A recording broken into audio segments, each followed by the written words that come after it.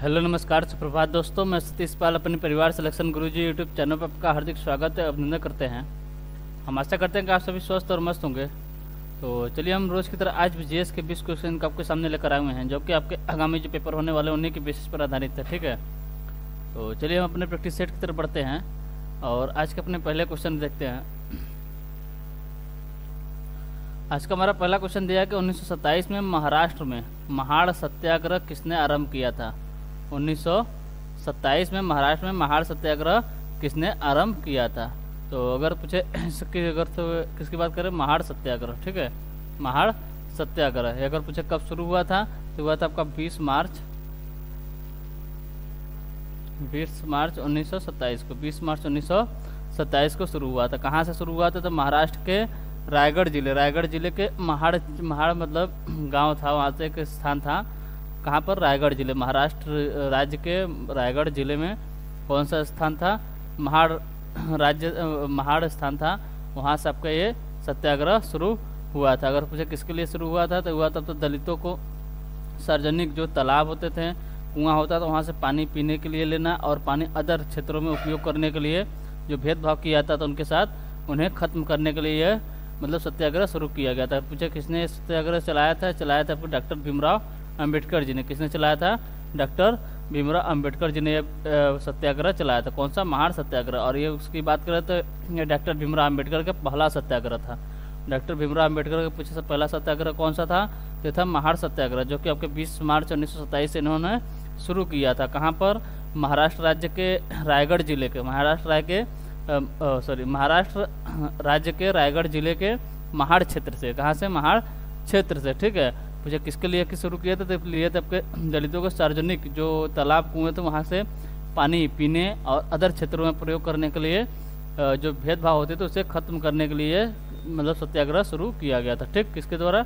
Doctor Bhimrao Ambedkar के द्वारा यह शुरू किया गया था। ठीक है, यानी ऑप्शन सी हमारा क्या हो जा रहा है? सही आंसर होता है। ठीक, चलिए अगला क्वेश्चन देखते हैं। अगला क्वेश्चन दिया हमारा कि भारतीय शास्त्रीय नृत्य को विदेशों में किसने लोकप्रिय बनाया? विदेशों में किसने लोकप्रिय बनाया? ऑप्शन दिया आपका रविशंकर, ऑप्शन बी दिया आपका उदय शंकर, ऑप्शन सी दिया आपका अमजद अली खां और ऑप्शन डी दिया आपका हरिप्रसाद चौरसिया। ठीक, तो अगर हम भारतीय शास्त्रीय नृत्य के बारे में बात करें, अगर पूछे जो शास्त्रीय नृत्य भारत के इनकी जानकारी कहाँ से मिलती है, तो इनकी जानकारी कहाँ से मिलती है? तो मिलती है आपके भरत मुनि के कौन से शास्त्र है? नाट्य शास्त्र है। ठीक है, किससे? भरत मुनि के नाट्य शास्त्र से किसकी जानकारी मिलती है? यह मिलती है आपके शास्त्रीय नृत्यों की जानकारी मिलती है। एक और पुस्तक है, कौन सा है? वो आपका अभिनय दर्पण। कौन सा है? अभिनय दर्पण से भी आपका किसके बारे में जानकारी मिलती है? आपके शास्त्रीय नृत्य के बारे में जानकारी मिलती है। कौन सा? अभिनय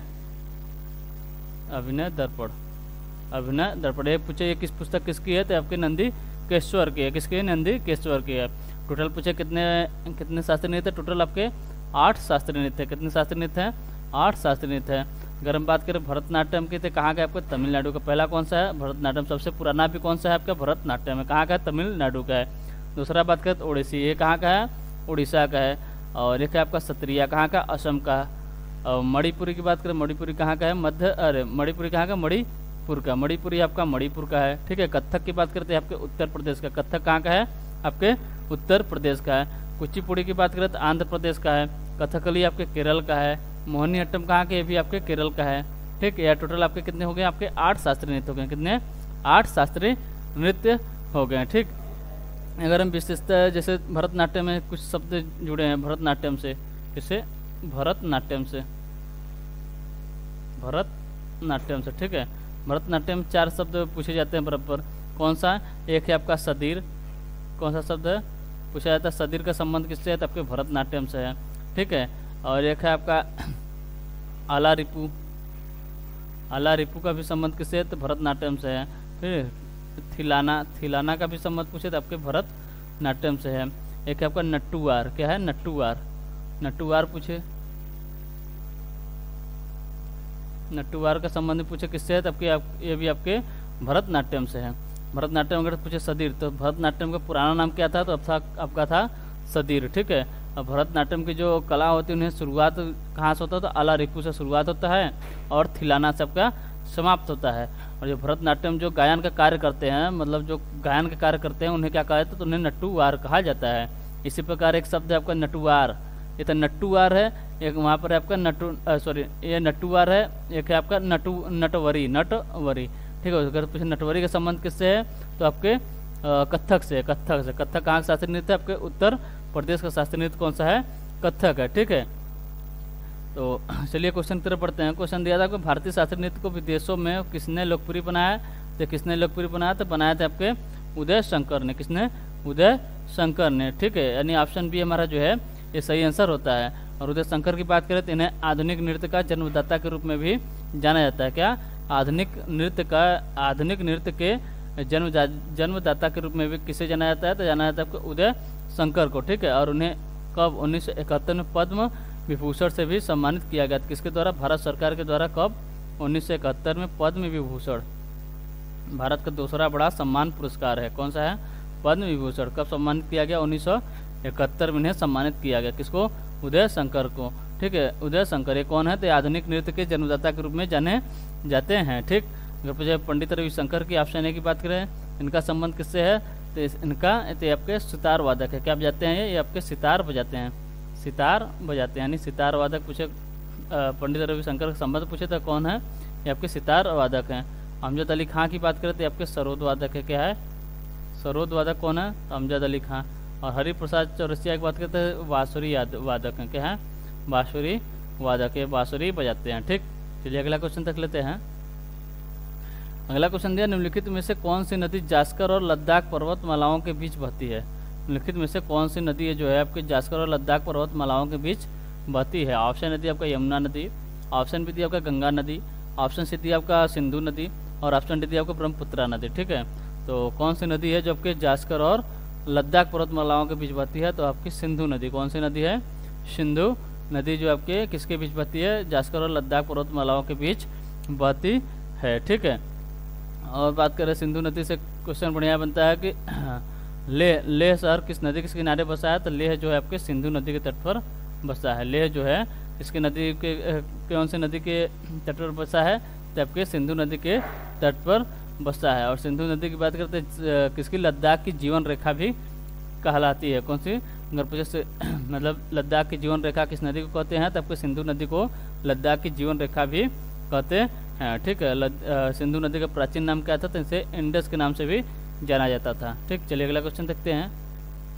अगला क्वेश्चन दिया, खरीफ फसलों को डैश मौसम की शुरुआत के साथ बोई जाने वाली फसलों के रूप में वर्णित किया जा सकता है? ऑप्शन दी आपका शीत, ऑप्शन बी दी आपका वर्षा, और ऑप्शन डी दी आपका ग्रीष्म, और ऑप्शन डी दी आपका वसंत। तो खरीफ की फसल जो है इन्हें कब, मतलब किस मौसम की शुरुआत के साथ बोई जाने वाली फसलों के रूप में वर्णित किया जा सकता है? ठीक है, पहले हम अगर पूछ के बात करें किसकी? खरीफ की फसल की। अरे बोई कब जाती है? बोई कब जाती है? तो बुराई मतलब इसे बोया जाता है आपके जुलाई में। कब? जुलाई में इसे बोया जाता है। खरीफ की फसल जो है आपकी जुलाई में बोई जाती है तथा अक्टूबर माह तक काट ली जाती है। अक्टूबर माह तक काटी जाती है। ठीक है, खरीफ के अंतर्गत कौन कौन से फसल आते हैं? खरीफ के अंतर्गत कौन कौन से फसल आते हैं? तो आते हैं आपके, इससे हो गया आपका धान, जो कि आपके वर्तमान में चल रहे हैं, यानी खरीफ के ही फसल खेतों में मतलब लगे पड़े हैं। ठीक है, एक हो गया आपका धान हो गया, जैसे हो गया आपका मक्का हो गया, फिर क्या हो गया? ज्वार हो गया, बाजरा हो गया। ठीक है, ज्वार हो गया, मूंग हो गया, या जूट हो गया, ये सब क्या है? ये सब आपके खरीफ के फसल हैं। ठीक है, इसी प्रकार आता है आप कौन सा है? एक होता है आपका रबी का फसल। रबी की बात करें तो रबी की बुआई कब होती है? ये जब कटता है, मतलब जब खरीफ की फसल कटती है तो उसी के बाद उसी के बाद आपके रबी की बुआई शुरू हो जाती है। कब, यानी कब शुरू होती है? तो होती है आपके अक्टूबर माह में, अक्टूबर से नवंबर के माह में आपके रबी की बुआई होती है। जैसे कौन कौन से इसके फसल, मतलब इसके अंतर्गत कौन कौन से फसल आते हैं? इसके अंतर्गत आते हैं आपका गेहूँ हो गया, क्या हो गया? गेहूँ हो गया, जौ हो गया, चना हो गया, सरसों हो गया, मसूर हो गया, ये सब क्या है आपके ये सब आपका रबी की फसल है। इसे कब बोया जाता है? तो इसे अक्टूबर माह में बोया जाता है। अगर पूछे काटा कब जाता है तो अब लगभग फरवरी से मार्च माह के बीच में से काट लिया जाता है। ठीक, एक हो गया आपका खरीफ फसल, एक हो गया रबी फसल, एक और होता है आपका कौन सा? जायद फसल। कौन सा है? जायद फसल। ठीक है, जायद का फसल। जायद का फसल अगर पूछे इसे कब बोया जाता है? इसे मार्च से अप्रैल के बीच में बोया जाता है। इसमें अधिकतर सब्जियां उगाई जाती हैं। कौन से? कब? मार्च से अप्रैल, मार्च से अप्रैल के बीच में से बोया जाता है। इसमें क्या क्या होता है? तो इसमें इसके अंतर्गत कौन कौन से फसल आते हैं? तरबूज हो गया, ककड़ी हो गया, क्या हो गया? ककड़ी हो गया, खीरा हो गया, करेला हो गया। ये सब मतलब अधिकतर इसमें सब्जियां ही आती है। इसके अंतर्गत अधिकतर सब्जियां ही आती हैं। ठीक है, फिर से एक बार देख लेते हैं। ठीक, दिया था आपका खरीफ की फसल। किसकी? खरीफ की फसल। कब मतलब बुआई इसकी कब होती है? तो जुलाई में होती है और अक्टूबर में काट ली जाती है। ठीक है, इसके अंतर्गत धान है, मक्का है, बाजरा है, ज्वार है और जूट है। ठीक, रबी की बात करें, इसकी रबी की बात करें तो अक्टूबर में बोई जाती है और फरवरी से मार्च के बीच में आपकी इसे काट दिया जाता है। इसके रबी के अंतर्गत कौन कौन से फसल आते हैं? गेहूँ, जौ, चना, सरसों, मसूर हो गया। इसके बाद एक आता है आपका जायद की फसल। कौन सा? जायद का फसल। ये कब मतलब बोई जाती है? तो इसे मार्च अप्रैल के माह में बोया जाता है। ठीक है, इसके अंतर्गत अधिकतर सब्जियां आई जाती है। जैसे तरबूज हो गया, ककड़ी हो गया, खीरा हो गया और करेला हो गया। ठीक, चलिए अपने क्वेश्चन की तरफ बढ़ते हैं। क्वेश्चन दिया था कि खरीफ फसल को मौसम में बोई जाती है। तो खरीफ फसल जो आपके जुलाई क्या होता है? ये वर्षा ऋतु होती है। ठीक है, जुलाई के माह में क्या होता है? वर्षा होती रहती है। तो वर्षा मौसम यानी बरसात मौसम की शुरुआत के साथ बोई जाने वाली फसलों के रूप में वर्णित किया जा सकता है। ठीक है, इसे कब? बरसात के समय बोई जाती हैं। ठीक, चलिए अगला क्वेश्चन देखते हैं। अगला क्वेश्चन दिया है जुलाई 2022 में कॉफ़ी बोर्ड ने कॉफ़ी फसलों की जलवायु प्रतिरोधी किस्म को विकसित करने के लिए किसके साथ एक समझौता ज्ञापन पर हस्ताक्षर किए थे? ऑप्शन ए दिया आपका TNAU, ऑप्शन बी दिया आपका इसरो, ऑप्शन सी दिया आपका DRDO और ऑप्शन डी दिया इनमें से कोई नहीं। ऑप्शन डी क्या था? इनमें से कोई नहीं। तो जो आपका जुलाई 2022 में, कब? जुलाई 2022 की बात कर रहा है। किसके बारे में बात कर रहा है? कॉफ़ी बोर्ड ने कॉफ़ी फसलों की जलवायु प्रतिरोधी किस्म को विकसित करने के लिए किसके साथ एक समझौता ज्ञापन पर हस्ताक्षर किए थे? ये किए थे आपके इसरो के साथ में। किसके साथ? इसरो के साथ में समझौता ज्ञापन किए थे। ठीक है, यानी ऑप्शन बी हमारा जो है ये सही आंसर होता है। ठीक, तो अगर हम इसरो की बात कर लें, इसके अगर इसरो की स्थापना कब हुआ था?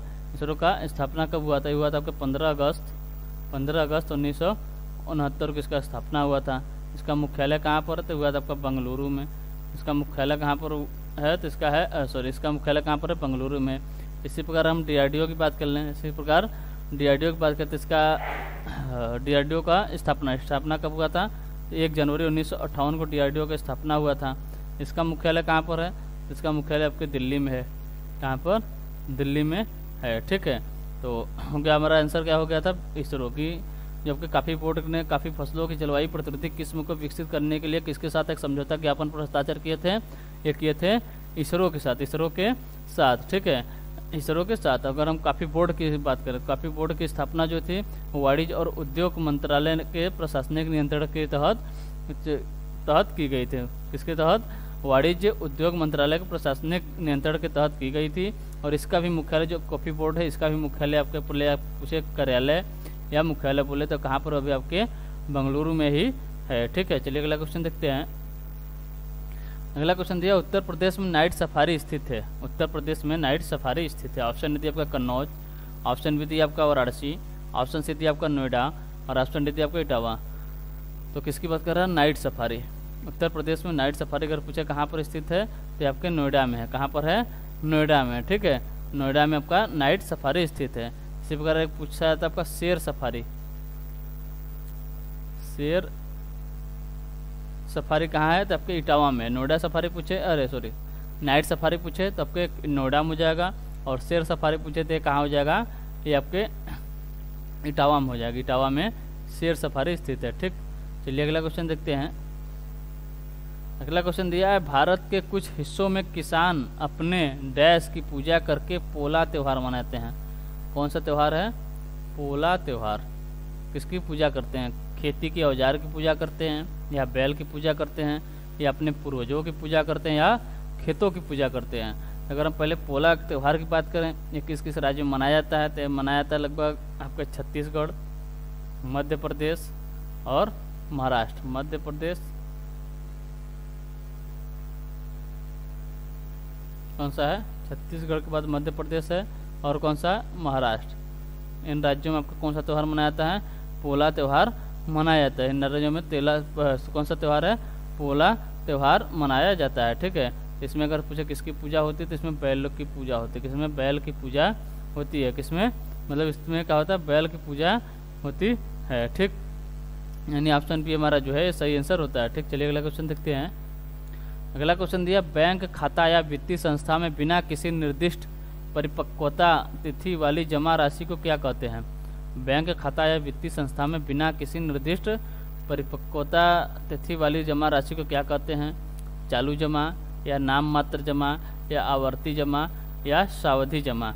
तो जो आपका बैंक खाता है या वित्तीय संस्था में बिना किसी निर्दिष्ट परिपक्वता, मतलब जो तय न हो कि हम ये पैसा जमा कर रहे हैं तो उसी डेट से पहले नहीं निकाल सकते हैं, मतलब ये तय न हो, तो उस राशि को क्या कहते हैं? उसे कहते हैं आपके चालू जमा कहते हैं। क्या कहते हैं? चालू जमा कहते हैं। यानी अपने इच्छा अनुसार आदमी रखता है और अपनी इच्छा अनुसार अपनी ज़रूरत के हिसाब से उसे निकाल लेता है। ठीक है, वो तय नहीं होता, उसकी राशि तिथि तय नहीं होती है। ठीक, चलिए अगला क्वेश्चन देखते हैं।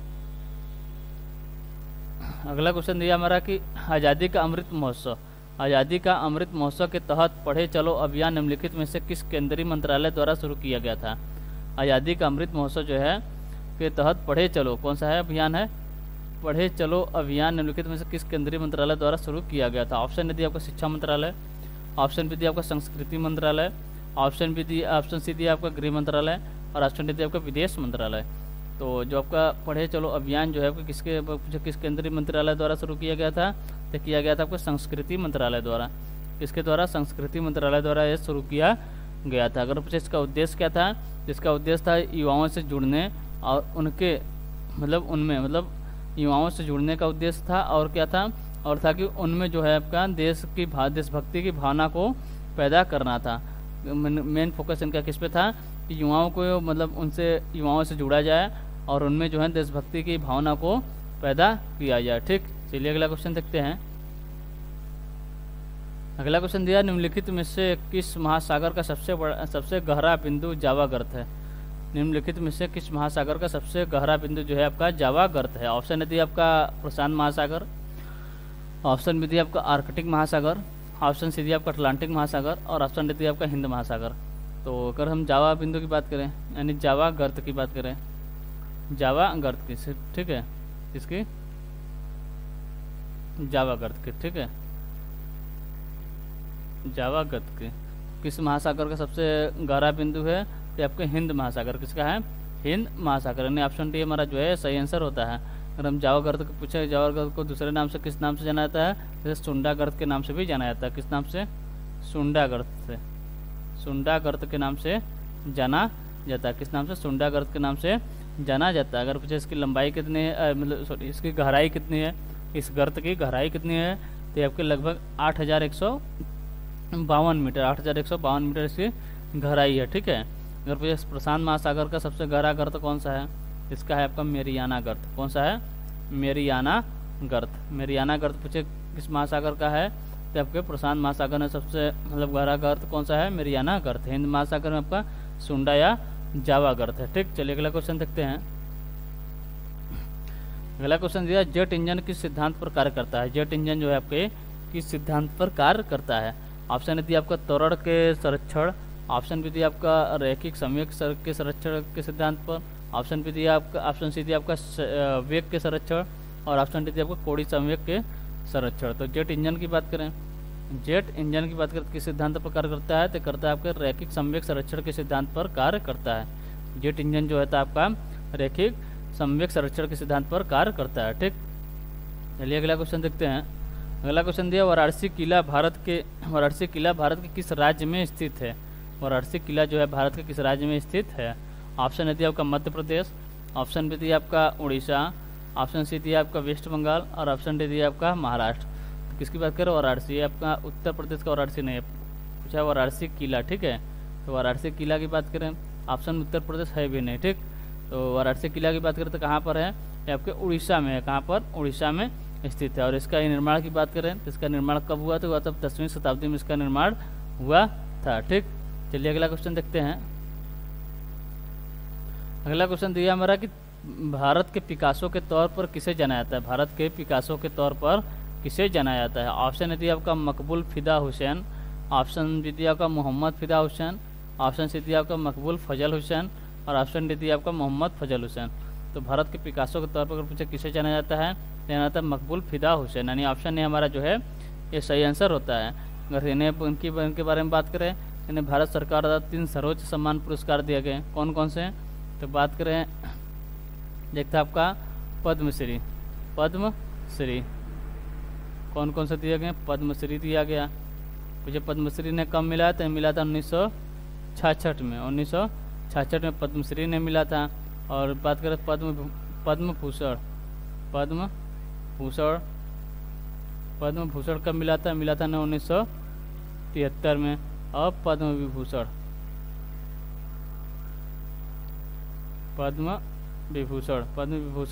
की बात करें तो ये कब मिला था? तो मिला था 1991 में। इन्हें भारत के 3 सर्वोच्च सम्मान पुरस्कार दिए गए, बड़े सर्वोच्च सम्मान पुरस्कार दिए गए। कौन कौन से? पद्मश्री आपको 1966 में, पद्मभूषण 1973 में और पद्मविभूषण उन्होंने 1991, पद्मविभूषण 1991 में, ठीक है। पद्मविभूषण कब दिया गया? 1991 में पद्मविभूषण दिया गया। और इन्होंने बाद में, मतलब कुछ समय बाद, अगर पूछे दूसरे देश की एक नागरिकता प्राप्त कर ली, तो कौन सा देश था? तो वो था आपका कतर। इन्होंने बाद में क्या किया है? कतर की नागरिकता जो आपकी अपना ली, यानी स्वीकार कर ली, ठीक है। किस देश की? कतर की। कतर की राजधानी क्या है? तो कतर की राजधानी आपकी दोहा है। क्या है? दोहा क्या है? कतर की राजधानी है, ठीक। चलिए अगला क्वेश्चन देखते हैं। अगला क्वेश्चन दिया, दक्षिण अफ्रीका के शीतोष्ण घास के मैदान को किस नाम से जाना जाता है?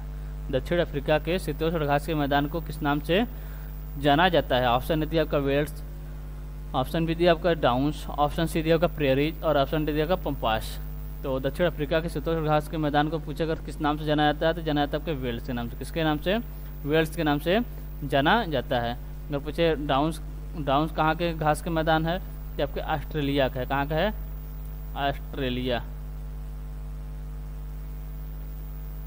ऑस्ट्रेलिया घास के मैदान क्या कहते हैं? डाउन्स कहते हैं, ठीक है। प्रेरीज की बात करें तो आपके उत्तर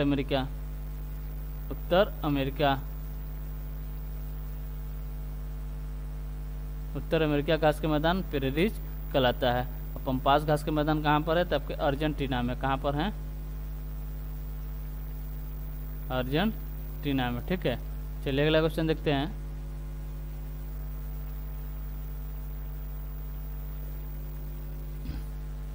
अगला क्वेश्चन दिया हमारा कि सिंधु घाटी सभ्यता की डांसिंग गर्ल की मूर्ति में डाली गई थी, मतलब जबकि ये डांसिंग गर्ल की मूर्ति थे किस धातु से बनाई गई थे? किस धातु से बनाई गई थी, मतलब इसमें मतलब कौन से धातु को मिलाकर ये मूर्ति बनाई गई थी? सिंधु घाटी सभ्यता की डांसिंग गर्ल की मूर्ति में डाली गई थी। ऑप्शन ए दिया आपका पीतल, ऑप्शन बी दिया आपका कांच, ऑप्शन सी दिया आपका तांबा और ऑप्शन डी दिया आपका लोहा। ऑप्शन डी क्या दिया? लोहा। तो ये डांसिंग गर्ल की जो मूर्ति थी, पूछे किससे बनाई गई थी? तो बनाई गई थी आपकी कांसे से। किससे? कांसे की ये मूर्ति बनाई गई थी, ठीक है। कांसे की ये मूर्ति बनाई गई थी। अब पूछे मूर्ति कहाँ पाई गई? तो मूर्ति पाई गई थी आपके मोहनजोदड़ो में। कहाँ पर?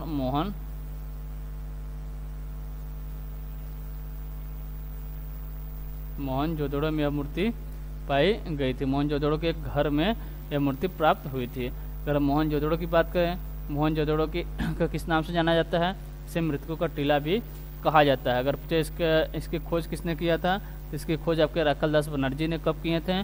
1922 में इसकी खोज किए थे। किसके द्वारा? राखलदास बनर्जी के द्वारा किया गया था। अगर पूछे वर्तमान में कहाँ पर है, तो आपको पाकिस्तान के सिंध प्रांत में मोहनजोदड़ो स्थित है, ठीक। चलिए अगला क्वेश्चन देखते हैं। अगला क्वेश्चन दिया, भारत सरकार द्वारा योजना आयोग किस वर्ष स्थापित किया गया था? भारत सरकार द्वारा योजना आयोग किस वर्ष स्थापित किया गया था। ऑप्शन ने दिया आपका 1949, ऑप्शन बी दिया 1950, ऑप्शन सी दिया 1951 और ऑप्शन डी दिया 1952। तो भारत सरकार द्वारा जो योजना आयोग था वो किस वर्ष स्थापित किया गया था? तो किया गया था 1950 में। कब? 1950 में से शुरू किया गया था। ठीक है, अगर पूछे इसे समाप्त कब कर दिया गया, तो कर दिया गया आपका 13 अगस्त 2014 को इसे समाप्त कर दिया गया और इसके जगह पे 1 जनवरी 2015 को आपका नीति आयोग लाया गया। 1 जनवरी 2015 को कौन सा आयोग बनाया गया? एक नीति आयोग बनाया गया। ठीक है, अगर पूछे नीति आयोग के वर्तमान अध्यक्ष कौन है, तो आपके श्री सुमन बेरी हैं। कौन है? श्री सुमन बेरी हैं। वर्तमान उपाध्यक्ष, अध्यक्ष कौन होते हैं? अध्यक्ष इसके होते हैं आपके प्रधानमंत्री होते हैं। कौन होते हैं? इसके अध्यक्ष होते हैं आपके प्रधानमंत्री। और उपाध्यक्ष की बात करें तो कौन है वर्तमान में? वर्तमान है आपके सुमन बेरी। और एक होते हैं आपके सीईओ, पूछे वर्तमान में सीईओ कौन है, तो आपके BVR सुब्रमण्यम जी हैं। BVR सुब्रमण्यम जी हैं। ठीक है, वर्तमान में अगर सीईओ पूछे BVR सुब्रमण्यम और उपाध्यक्ष पूछे तो कौन है? सुमन बेरी हैं। ठीक, अगर पूछे पहले उपाध्यक्ष कौन थे, तो थे आपके अरविंद पनगड़िया। और पूछे पहले सीईओ कौन थे, तो आपके सिंधु श्री खुल्लर आपके कौन थे? ये थे आपके सीईओ। और अरविंद पनगड़िया की बात करते थे आपके पहले उपाध्यक्ष। ठीक, चलिए अगला क्वेश्चन देखते हैं। अगला क्वेश्चन दिया, निम्नलिखित में से किन नदियों पर पंचेत हिल बांध का निर्माण किया गया था? ऑप्शन ए दिया आपका दामोदर नदी, ऑप्शन बी दिया आपका महानदी, ऑप्शन सी दिया आपका कृष्णा नदी और ऑप्शन डी दिया आपका लूनी नदी। तो किन नदी पर अगर पूछे पंचेत हिल बांध है, तो पूछे अगर पहले है कहाँ पर है, तो आपके झारखंड के धनबाद जिले में,